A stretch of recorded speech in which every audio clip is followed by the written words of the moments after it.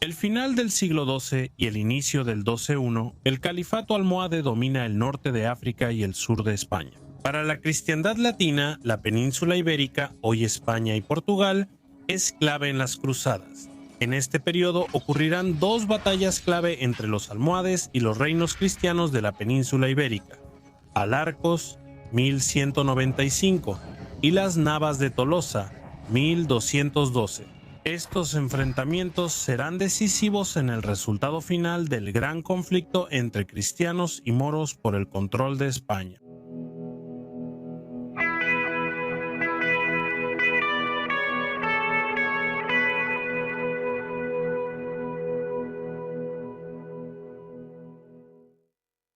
En 1195, el califato almohade dominaba el norte de África musulmana y Al-Ándalus. Estaba gobernado por Abu Yusuf Yaqub al-Mansur, un general y estadista capaz que había sometido a la dinastía almorávide en el norte de África.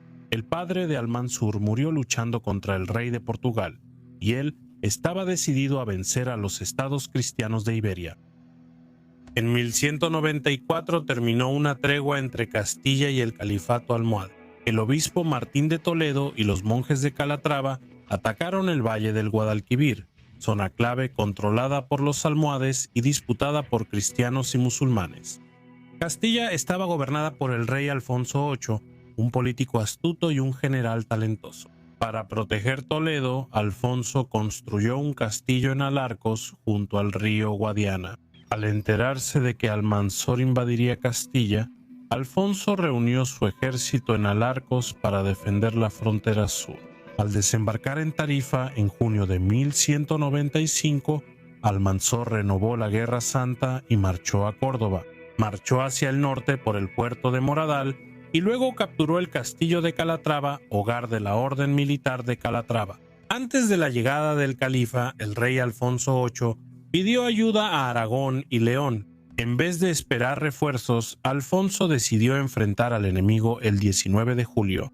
El califa había reunido un ejército muy grande y sus fuerzas superaban ampliamente al ejército castellano.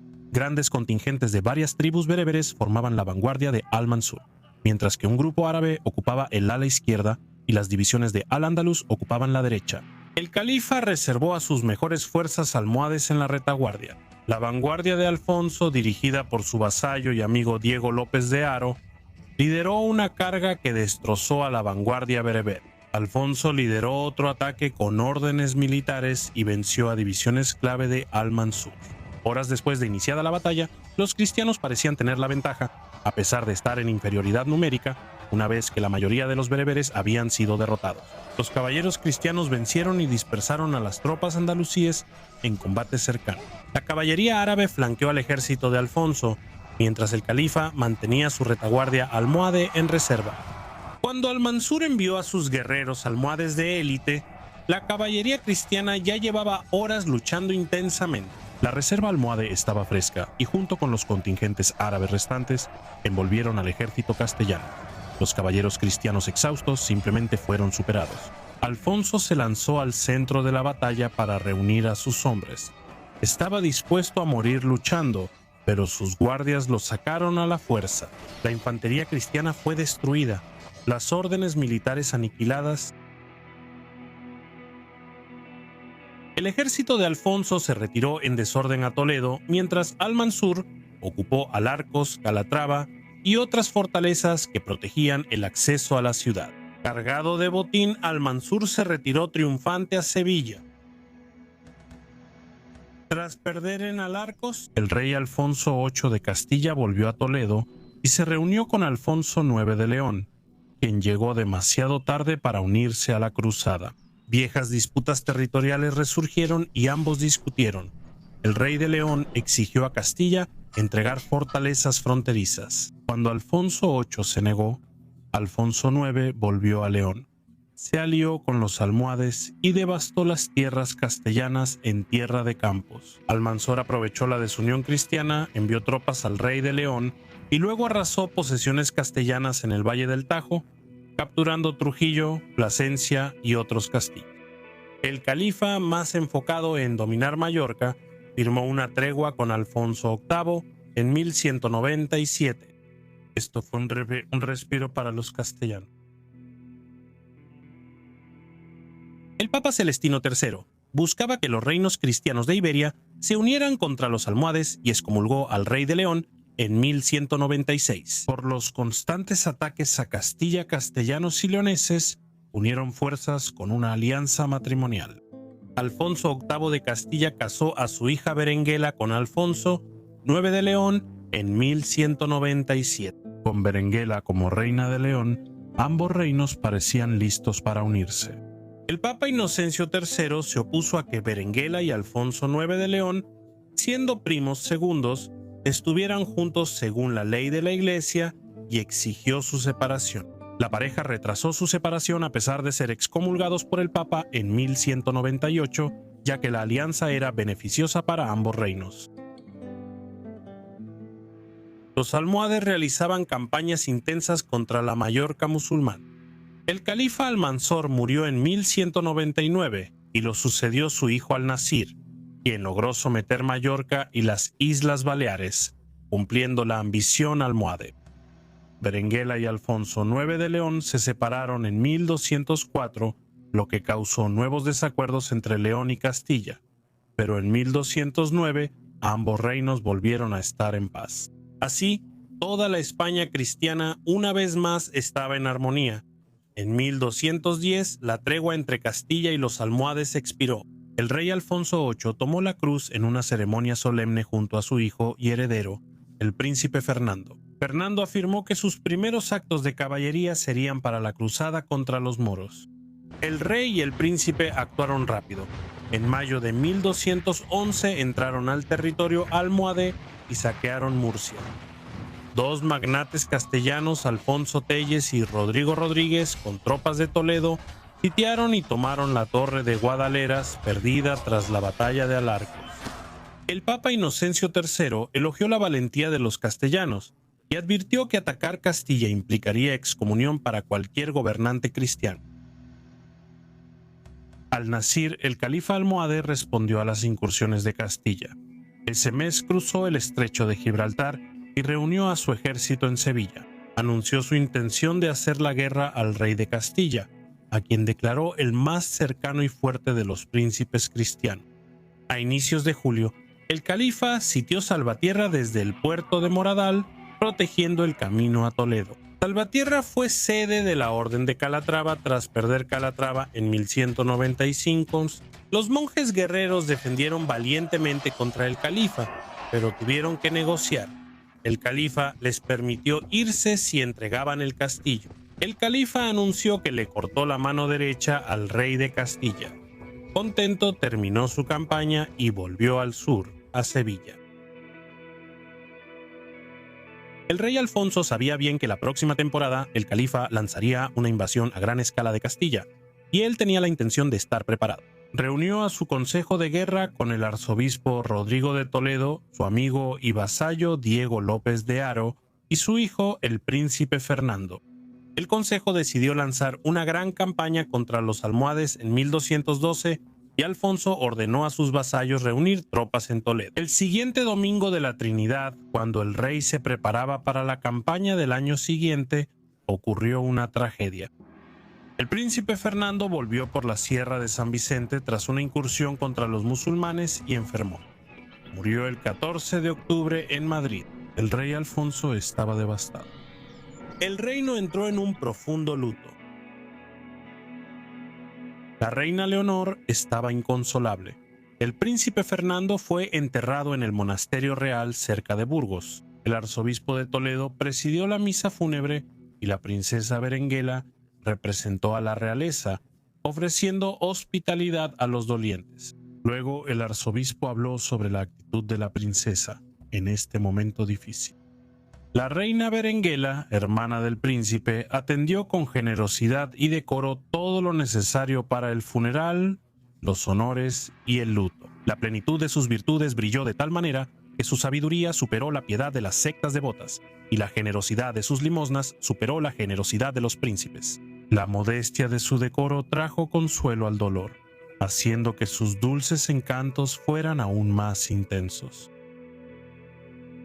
Berenguela consoló mucho a sus padres en su pérdida y su actitud en el funeral anticipaba su gran aporte al reino. Después, el futuro de Castilla recaería en su hijo.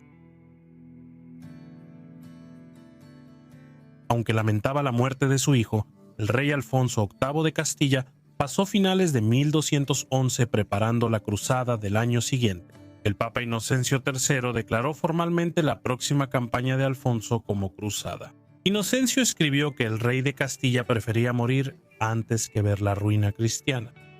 El Papa concedió indulgencia completa a quienes participaran en esta guerra santa ibérica y animó a los franceses a unirse. Los obispos castellanos predicaron la cruzada, proclamada por Juan de Osma. El sultán de Marruecos, Al-Nasir, planeaba, cito, hacer la guerra a todos los que adoran la cruz. El arzobispo Rodrigo de Toledo visitó la corte de Felipe II de Francia y ofreció indulgencia a caballeros franceses que lucharan en la cruzada. Felipe no fue receptivo, pero el arzobispo Arnaud d'Amaury, famoso por la cruzada albigense, recorrió Provenza y Gascuña reclutando caballeros occitanos. Mientras tanto, Alfonso VIII viajó a Cuenca, donde se reunió con su antiguo aliado, el rey Pedro II de Aragón. Ambos reyes juraron reunirse en Toledo el 8º día de Pentecostés para la cruzada. Después, el rey Alfonso viajó al sur hasta la fortaleza de Alarcón, desde donde lanzó una pequeña precampaña contra los almohades. Alfonso, con pocos soldados y caballeros de la Casa Real, atacó posiciones fronterizas almohades en el río Júcar y capturó 3 castillos del califa. Tras este triunfo, el rey se retiró a Alarcón el 29 de noviembre. El Papa Inocencio III apoyó la cruzada de Alfonso en abril siguiente e instó a los caballeros cristianos de España a unirse. Y, cito, unirse contra los enemigos de la cruz. Al Papa le preocupaba especialmente el rey Alfonso IX de León, quien antes había causado divisiones entre los poderes cristianos de la península ibérica. Inocencio advirtió que el rey de León sería excomulgado si atacaba a Castilla y que León debía unirse a Castilla en la cruzada. Alfonso IX de León se negó a participar en la cruzada a menos que Alfonso VIII de Castilla entregara ciertos castillos en disputa, pero el rey de Castilla no aceptó esta petición. Al acercarse el verano, la nobleza de Castilla se preparaba para la próxima campaña. El 16 de mayo en Roma, el pueblo y el clero marcharon a la Basílica de Letrán, donde rezaron y cantaron pidiendo ayuda divina para los cristianos de España en su guerra contra los moros. Además, en toda Francia se ofrecían letanías por el rey Alfonso VIII y sus caballeros, para que salieran victoriosos. La crónica latina de los reyes de Castilla llama a este periodo el comienzo de toda alegría. Los castellanos, antes tristes por la muerte del príncipe Fernando, ahora deseaban guerrear contra el califa Al-Nasir. Cristo transformó el miedo en valentía y la desesperación en confianza. Durante la octava de Pentecostés del 13 al 22 de mayo, en 1212 el rey Alfonso VIII de Castilla comenzó a reunir su ejército en Toledo para prepararse para la campaña contra Al-Nasir, el califa almohade. Además de los vasallos castellanos de Alfonso, el ejército incluía templarios, hospitalarios y las órdenes de Santiago y Calatrava. El arzobispo de Narbona, Arnaud d'Amaury, llegó el 3 de junio con numerosos caballeros franceses. La princesa Berenguela, hija de Alfonso, los llamó peregrinos. Esto muestra cuán ligada estaba la cruzada española a la de Tierra Santa. Arnaud d'Amaury tenía más buenas noticias. Rumbo a Toledo, se reunió con el rey de Navarra, quien también aceptó unirse a los de León. Portugal no se unió personalmente a la cruzada, pero muchos caballeros leoneses y portugueses fueron a Toledo para apoyar la causa. El 20 de mayo, el rey Alfonso recibió calurosamente al rey Pedro II de Aragón en las puertas de Toledo. Sorprendentemente, Pedro llegó solo con un caballero. Más vasallos llegarían pronto, pero Pedro no tenía fondos para su ejército. El rey Alfonso ofreció abastecer a las fuerzas aragonesas y el de Castilla equipó a los franceses con caballo. La coalición cristiana salió de Toledo el 20 de junio. En Sevilla, Al-Nasir reunió un gran ejército de moros norteafricanos y andaluces y marchó al norte. El 22 de junio puso su mirada en Toledo. Mientras los ejércitos se acercaban, los caballeros franceses en la vanguardia cruzada tomaron Malagón, a 72 kilómetros de Toledo, y masacraron a la guarnición. Alfonso no estaba contento, pues no quería que las tropas musulmanas en futuras fortalezas temieran rendirse ante él. El siguiente castillo fue Calatrava, sitiado por los cristianos durante 4 días hasta que se rindió. El 1 de julio Alfonso prohibió el saqueo, lo que decepcionó a los franceses el 3 de julio. La crónica latina relata que varios caballeros franceses se quejaban del intenso calor del verano y de no haber visto aún a Al-Nasir. Aunque Alfonso y Pedro intentaron disuadirlos, la mayoría de los franceses recogió sus cosas y volvió a casa. Teobaldo de Blasón, con alrededor de 130 caballeros occitanos, se quedó. El ejército cristiano capturó 3 castillos más los días 5 y 6 de julio, incluyendo Alarcos, donde los almohades ganaron hace 17 años. En este momento Sancho VII de Navarra, otro rey ibérico, se unió a ellos. Un cronista latino presente afirmó que el ejército era impresionante de ver. Nunca antes, insistió, se habían reunido tantos caballeros cristianos. Los cruzados avanzaron hacia el puerto de Moradal. Sin embargo, los exploradores trajeron noticias alarmantes. Al-Nasir estaba cerca y controlaba el paso clave del puerto de Loza. El ejército del califa estaba bien posicionado y duplicaba en número a los cristianos. Alfonso estableció el campamento y convocó un consejo en su tienda, reuniendo a su vasallo Diego López de Haro, al rey de Aragón, al de Navarra, a los arzobispos Rodrigo de Toledo y Arnaúl Omri, y a los maestres del Temple, Hospital, Santiago y Calatrava. Algunos defendieron la retirada, afirmando que avanzar por las montañas con Al-Nasir en Loza era imposible. Alfonso y otros insistieron en que con tanta fuerza reunida era momento de atacar decisivamente. Los líderes, sin lograr acuerdo, decidieron rezar esa noche. Tras el consejo, un pastor cristiano local fue llevado ante Alfonso y afirmó conocer un paso alternativo por las montañas. Al amanecer del 13 de julio, los cruzados, guiados por este pastor, cruzaron las laderas y valles del puerto de Moradal, avanzaron a las navas de Tolosa y enfrentaron al gran ejército almohade. Los moros se sorprendieron al ver a los cristianos acercándose por detrás para acampar. La noche previa, el clero escuchó confesiones. A medianoche del 16 de julio, el arzobispo de Toledo celebró misa y los cruzados recibieron la Eucaristía. Luego tomaron armas y se prepararon para el combate. Pedro II lideraba a los aragoneses a la izquierda y Sancho V II con los navarros a la derecha. Las órdenes militares y los castellanos ocuparon el centro bajo el mando del rey Alfonso, el arzobispo de Toledo y Diego López de Haro. El ejército almohade, compuesto por árabes y bereberes, enfrentaba a los cristianos. Al-Nasir se mantenía en la retaguardia, rodeado por su valiente guardia personal mora. Al iniciar la batalla, las líneas cristianas se acercaron rápido a los moros, dejando poco tiempo para los arqueros. La lucha fue intensa y duró todo el día. Los templarios y caballeros de Calatrava estaban en las primeras líneas y muy presionados. Por un momento parecía que los cristianos serían superados por la cantidad de musulmanes. Los aragoneses y navarros hicieron una maniobra de pinza que desordenó a los almohades, permitiendo al rey Alfonso y al arzobispo de Toledo lanzar una carga profunda con los caballeros castellanos.